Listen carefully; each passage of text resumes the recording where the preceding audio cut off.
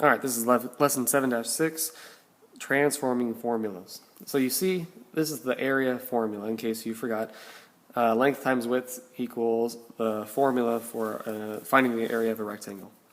Now let's say though that they give you the area and they give you the width, but they want you to find the missing length. This could be helpful, but it'd be easier if you were solving for your L right away. I can transform this formula by doing the same steps as solving equations to help me out. So instead of multiplying by W, I could divide each side by W, and when these cancel out, that leaves me with just the length. So now I have the variable that I'm looking for by itself on one side, and this equals area divided by width. So if they gave me that information, I could divide my area by my width to find my missing length. This comes in handy, again, when you're looking for that missing measure. Say, for example, I'm given this formula, F equals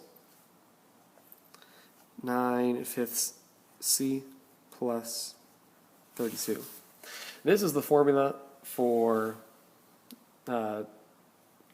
transforming Celsius degrees into Fahrenheit. So if they give me a measurement in Celsius, I can tell you how many degrees that is Fahrenheit.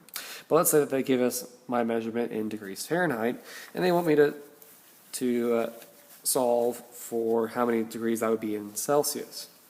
What I can do is I can isolate for my C first before I start to solve. So just like before, I look at what's happening to my variable. In this case, we're having an addition of 32 and also multiplying over here. So I subtract 32 from both sides.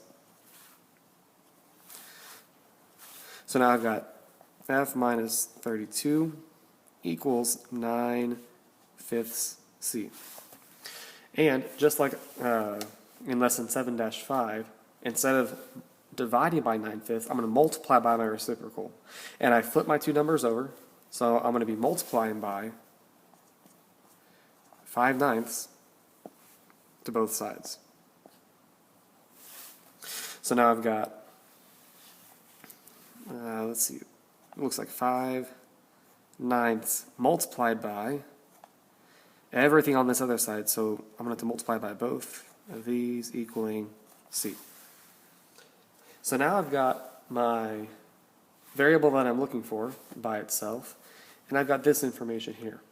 So let's say the practice problem tells me that I'm trying to convert 77 degrees Fahrenheit into degrees Celsius. I can plug that in now for this, and that will tell me my degrees Celsius. So I would do 77 minus 32 first, and then I multiply it by 5/9.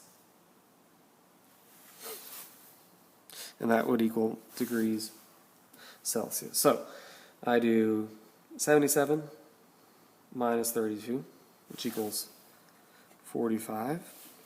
And I multiply 45 by 5/9. And so I get a value of 25.